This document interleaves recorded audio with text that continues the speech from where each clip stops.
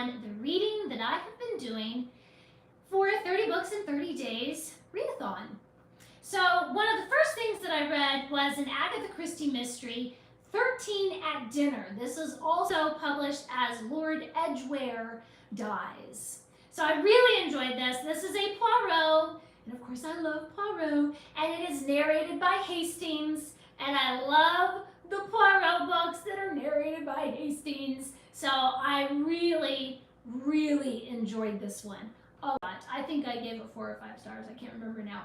But it's just fabulous. It's so mysterious and everything, and I just really, really enjoyed it. So this is about a like a famous actress who's so dramatic and everything, and she comes to Poirot and asks him, will you talk to my husband and convince him to give me a divorce? Because if I don't get a divorce, well, I'm just going to have to murder him or something, you know, wink, wink, and she's just sort of joking. But then he actually ends up murdered, and so everybody's like, aha, I heard her say that she would murder him. And she's like, but I was joking, So of course Poirot has to figure out, did she really murder him? But it turns out she has the perfect alibi.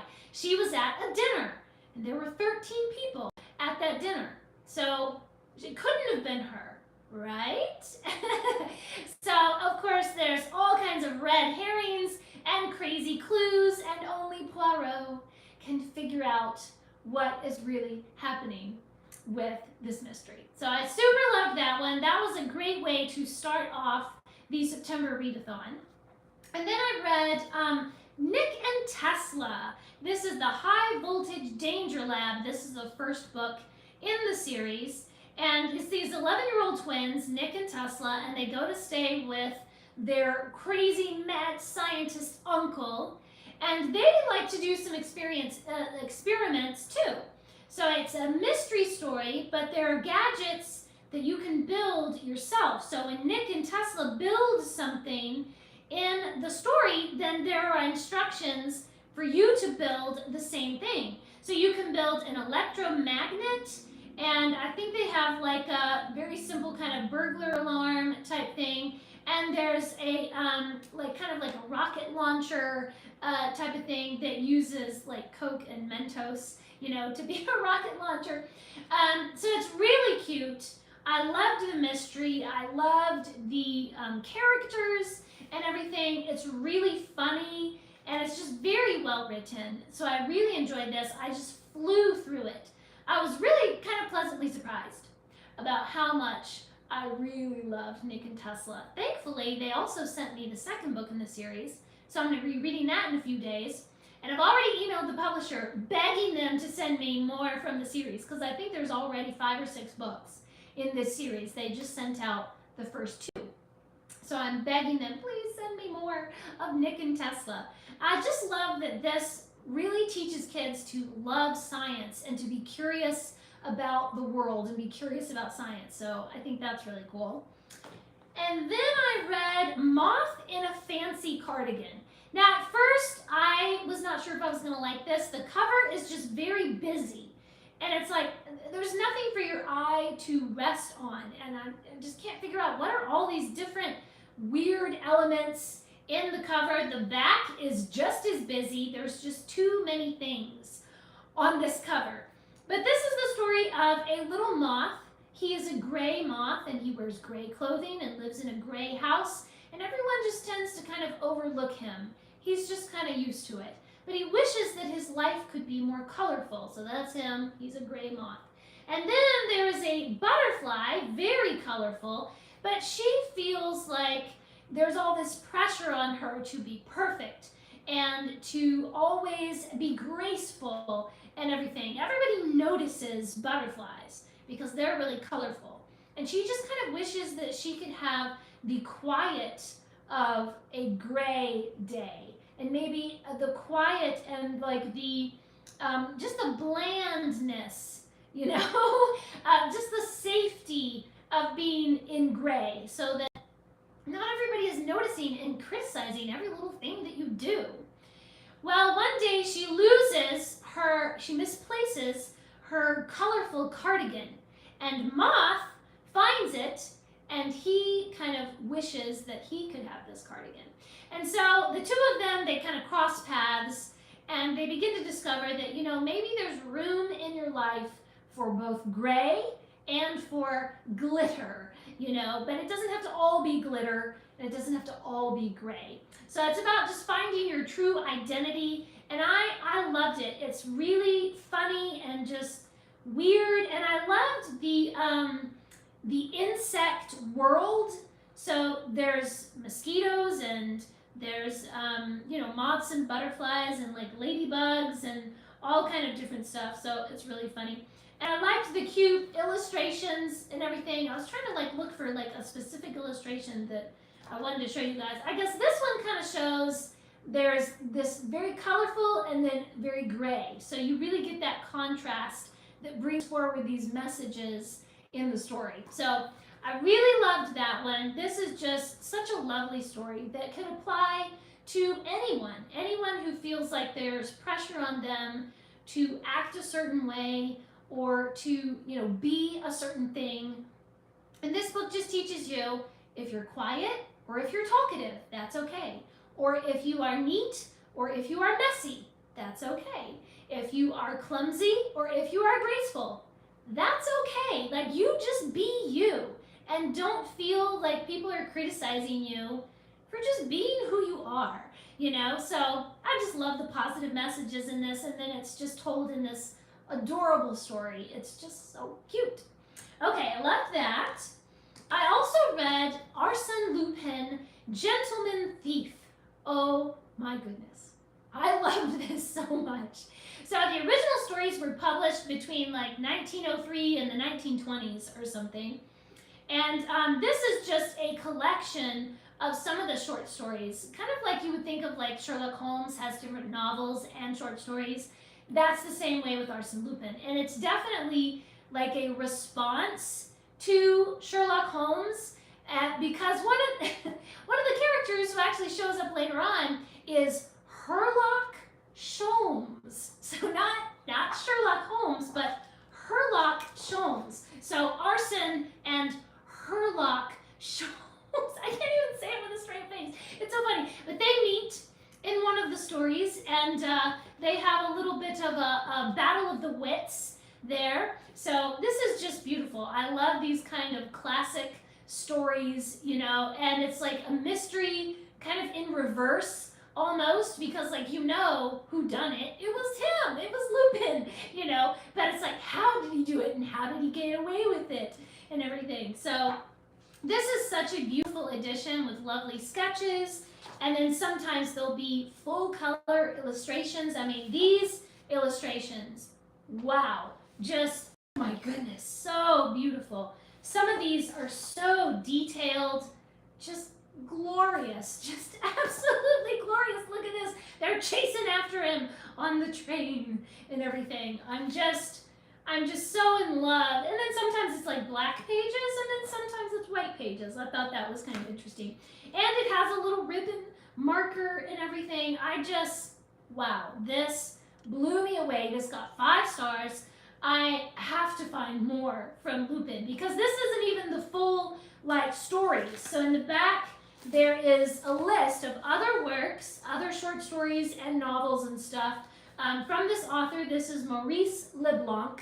So you can go and find more to enjoy about Arsène Lupin, Gentleman Thief. I just love it. Oh my goodness. So it's like I've just discovered this whole new series that I just have to find the rest of the stories now. So I love that one. I also reread Othello, the manga classic. This one is the full original text edition. They do have a modern English edition, but this one's the full original Shakespeare text. So I've already read this, of course, before, but for September, I'm rereading a bunch of the manga classics that I really love. So I really enjoyed rereading this the second time. I feel like there's just so much drama in there. You know, it really brings forward that really excellent, I don't know, just that really excellent drama of Shakespeare. There's just nothing like that dramatic, emotional, kind of over the top sometimes drama of Shakespeare. And Othello definitely has a lot of that. And you get to see kind of the machinations of Iago in the background and everything. There's a really cool scene, of course, where Iago is first kind of implanting this idea into Othello's mind. Like, what if your wife is unfaithful to you, right? And so they're in the garden, and gradually, as this jealousy starts to overtake Othello's mind, he starts to be more in shadow. And so as the scene progresses, then he goes deeper into the shadows under the trees, and so then like his face is halfway into the shadows, and it just keeps getting darker and darker and darker until finally he is completely in shadow. So it's really showing how these dark ideas have just taken over his thoughts. So I thought that was a really cool way of using light and shadows and different things like that to, to just illustrate what is happening in the story. So I thought that was, there he is like a lone figure. He's all alone under the trees, So very dramatic, very expressive. I just really love it. So then I started reading the other manga classic, and I've got several that I'm going to be reading through the month. Romeo and Juliet. Now this one though is the modern English edition. So the text has been modernized, the these and thous have been taken out, but it really retains still that kind of Shakespeare flavor. And most of the original words of Shakespeare are still intact. The iambic pentameter is mostly still there and everything. So I really like this one. I'm still still got a little ways to go. I'm still in the middle of this one. I was supposed to have this read on Thursday, and I still don't have it read. So I'm a teeny bit behind, but I'm planning to finish this one out just like in the next couple of hours probably, and I'm hoping to catch up with some of my reading later on today. I really love the designs for Romeo and for Juliet, and the way that they actually illustrate some of the metaphors and stuff that they talk about in, some of the poetic kind of metaphors that they use in their language, and then those things are actually illustrated. So I think that's a really cool way of kind of bringing these things to life, the way that they're talking to one another and stuff like that. So I thought that was really cool. And they're just such sweet characters. I think they're just so adorable. Let me find like a really lovely photo of them. Where is it? There's the balcony scene, of course.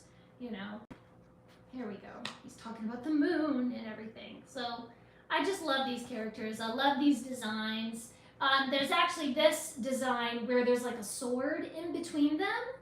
And so it's like fate has just kept them apart. And you can see their hands, they're trying to reach for one another, even in death.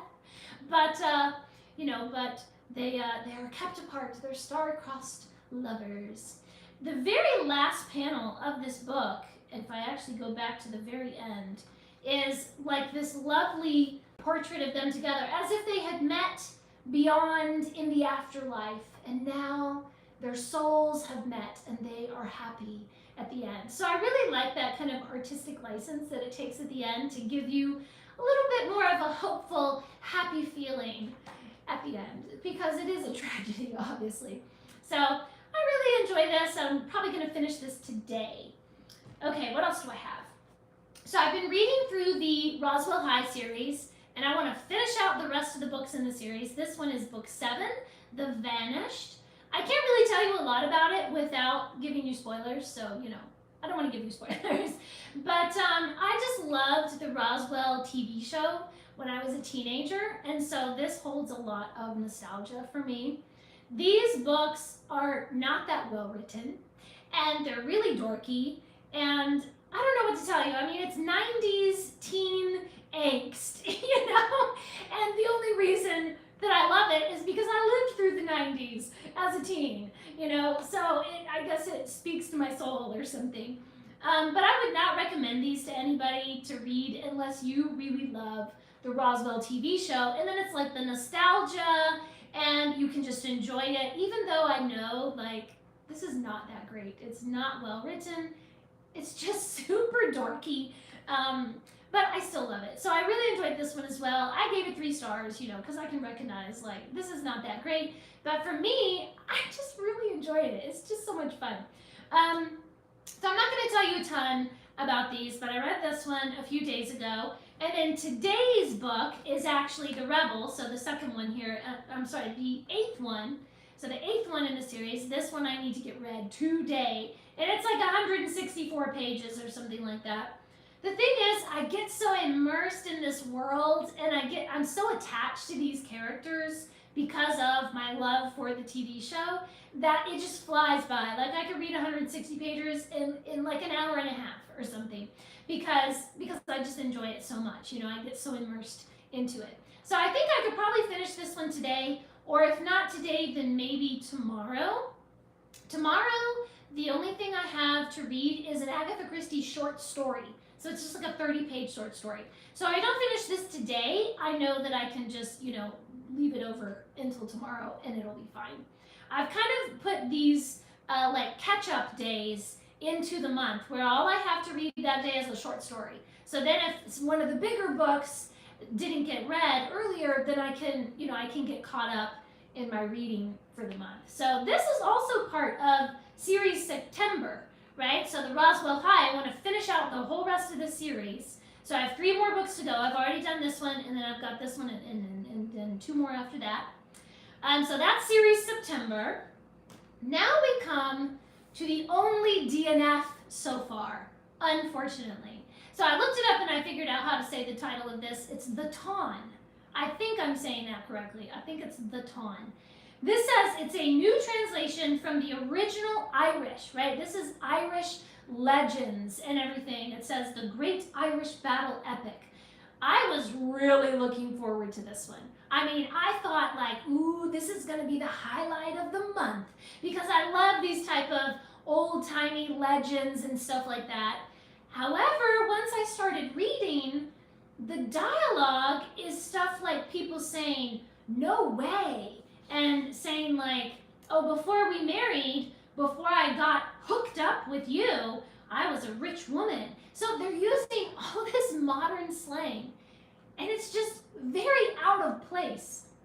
This is supposed to be set somewhere in like the 1st or 2nd century or something. Like, this is a couple hundred years after Christ. You know what I'm saying?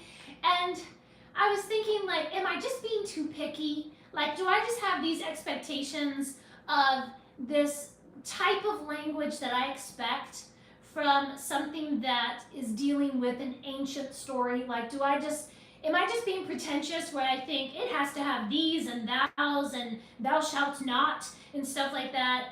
And maybe I just need to not be so picky, and it's been kind of translated into more modern language. And so, you know, maybe I'm just being too picky. So then I tried to read a little bit more, and I just got so annoyed with it. I just got so frustrated. And the thing is, like, the setting just doesn't fit with the tone.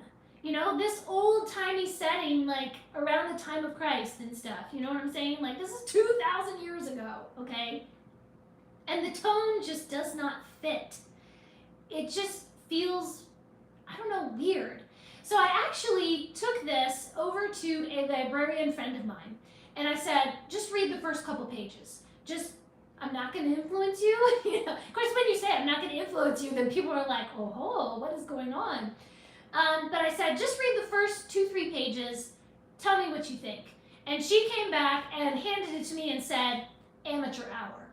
That's what she said. Like, this is just, it's like the people didn't put enough thought into what type of tone, what type of writing style should we be looking for in this type of setting for this type of story. And I had to agree with her, you know. Yeah, I'm pretty sure they didn't say hooked up 2,000 years ago. Exactly. It just continued on and on with that type of language, you know, just very, very modern slang kind of language. There's a point where one of the characters says, okay, yeah. That's just such a modern way of speaking. It just didn't fit. And I would have been fine if they had done modern language. Absolutely, we need to have modern language that we can understand, obviously. But if they had just left out the slang, just use common language. You know, just don't be putting in things that are like, no way, or what's up, or stuff like that. It just got on my nerves so bad. So I made it to page 42. I really tried, you guys. I really tried to give this a chance because I love this type of story. And I really wanted to love it. And I just couldn't. I just couldn't. And then I got to thinking, like, this is an Irish author translating it from the original Irish.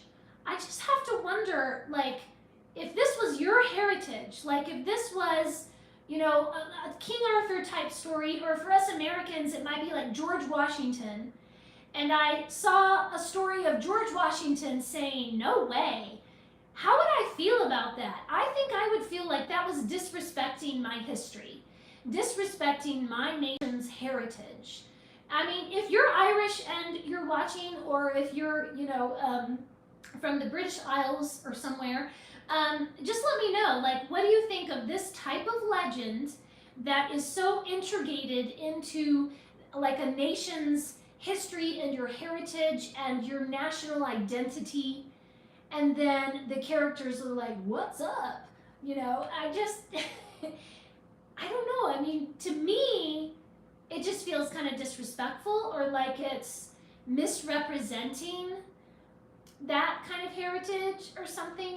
Of course, I mean, then you think of like musicals like Hamilton that do use very modern slang to tell a historical story, you know, set in the colonial days. So like I used the, you know, the example of George Washington.